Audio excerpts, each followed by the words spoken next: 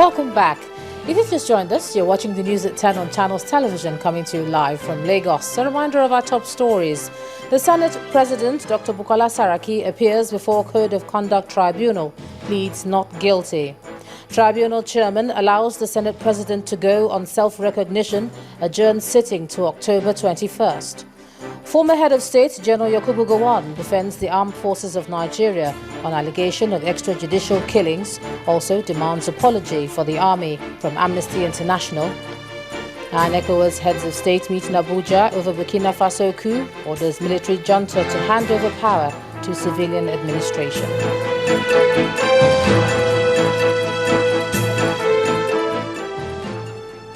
Just to remind you that all our top stories are on our websites, channelstv.com and on youtube.com/channelsweb. And do visit m.channelstv.com to view us live on your mobile device. You can also download the Channels TV app for Android, iOS and Windows phones from their respective stores. And we urge you to interact with the Eyewitness feature on the Android, iOS and Windows platforms. If you have pictures or videos to share with us, tap the application on your device, swipe to reveal the Eyewitness menu and follow the instructions. Now, the Benue State Governor, Dr. Samuel Ortom, has extended an olive branch to the opposition to move the state forward. Governor Ortom made the offer after the State Elections Petitions Tribunal, sitting in Makurdi, upheld the election in the April governorship poll. Governor Ortom's victory at the tribunal follows the petition filed by the People's Democratic Party's candidate, Teremen Tarzor, to challenge his election. Mr. Tarzor had challenged Governor Ortom's eligibility and membership of the All Progressives Congress at the tribunal in April 2015.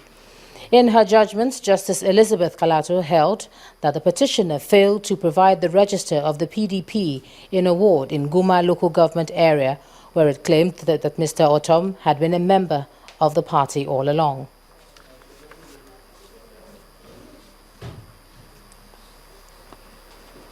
Now, the extraordinary session of the Economic Community of West African States has ended in Abuja with a resolution that the coup plotters in Burkina Faso should disarm to avoid further bloodshed in the country.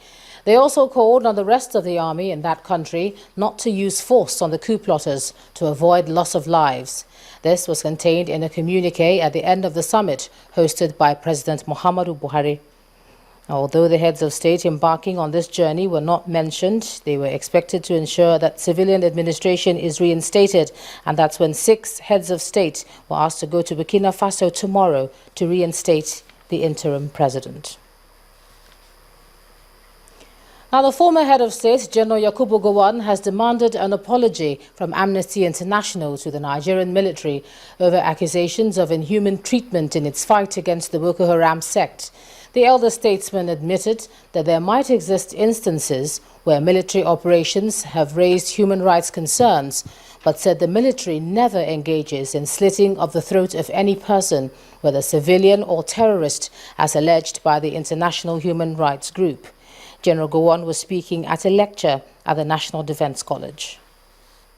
June 3, 2015, international human rights group Amnesty International released shocking videos where they claimed that more than 7,000 suspects died in military detention from torture, starvation, as well as evidence of the military slitting the throats of some of the men and boys. That accusation did not go down well with the former military head of state, General Yakubu Gowon, as he described the accusation as unfair to the Nigerian army. They are accusing Nigerian armed forces for doing all sorts of atrocities, like cutting the throat of their Boko Haram people, etc. Whereas it is the Boko Haram people that were doing that exercise, and I've seen video. Not one, not two, many videos of what they were doing to poor innocent Nigerians in Goza area, etc.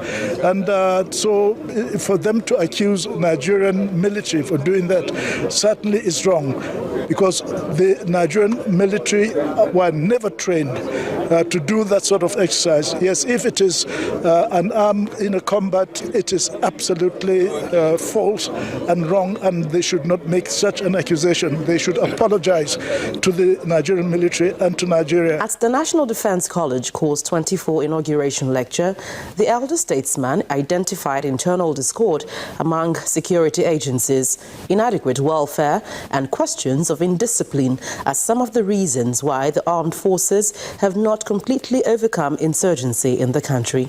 But the federal government says that is now a forgotten issue. By all indices, we might even beat the deadline. But one most important thing is that information sharing is very important. Civilians need to give us information to address certain security challenges. Out of 3 months, we are just in the first month. How do you assess the progress? Fantastic. So I think we'll be able to meet that deadline. The strengthening of measures to build confidence between the Nigerian armed forces and the people is one of the crucial recommendations given here to help boost the fight against insurgency across the country. Gloria Umezuke, Channels Television News. 16 people have been killed in a bomb attack in Monguno local council area of Borno State, northeast Nigeria. Governor Kashim Shettima, who confirmed this, said those injured have been evacuated to the capital city for treatment. He expressed dismay at the recent bomb attacks in the state, insisting that sanity must be brought to the state even before the federal government's December deadline. While asking citizens to be vigilant, Governor Shettima also assured them of maximum security during the Salah celebration. People were equally killed in a bomb blast in Monguno. We are trying to evacuate the casualties, those that sustained injuries to Maiduguri. But I know they are on their death throes. They are acting out of desperation. Salah is just a couple of days away. We are holding a security council meeting to brainstorm, to cross-fertilize our ideas and come up with solutions to safeguard the lives and properties. But by and large, I will urge the citizenry to be extra vigilant and to report all suspicious persons and objects to the nearest security agency or the civilian JTF in their neighborhood. For about a week, tankers and long vehicle drivers have resumed their obstruction activities on Lagos highways, causing heavy traffic. The security agencies have made serious efforts to stop them, but it does appear that there's more to it than meets the eye.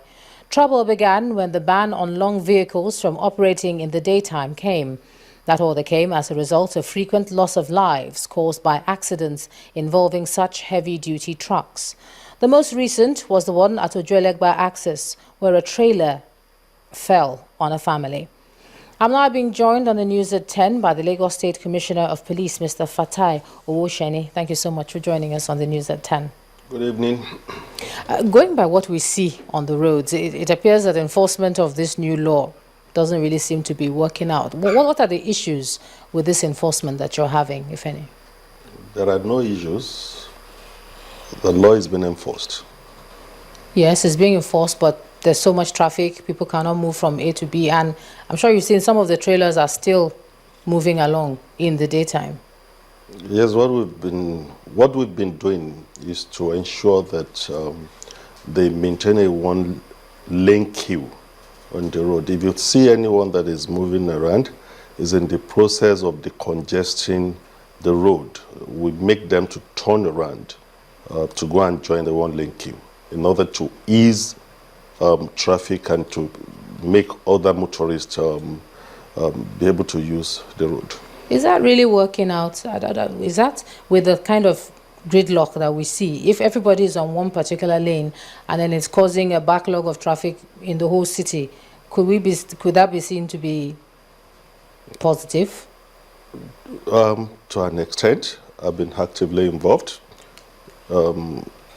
It's been working to an extent. At least we've been able to get other motorists to access the road and move.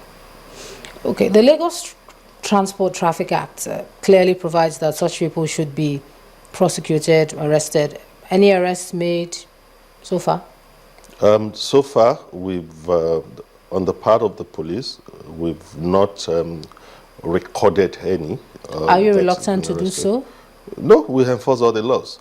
You have to remember that the ones you see, everybody just classify all articulated vehicles as those ones that are banned. The law exempts the tanker drivers that move the petrol. And it also exempts those other trucks that move perishable items. If they keep those things on the road, So which ones everybody are will left? suffer. Which ones? The containers that, the trucks that carry containers out of the port that are not carrying such essential items like perishable items, or those ones that are not moving petrol, gas that are regularly required. Well, you know, the argument of some of these drivers who drive such trucks has always been that they have nowhere to park, really.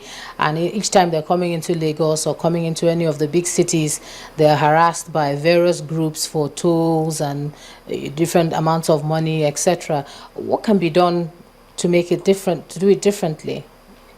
That would still not stop the law enforcement agencies from enforcing the law.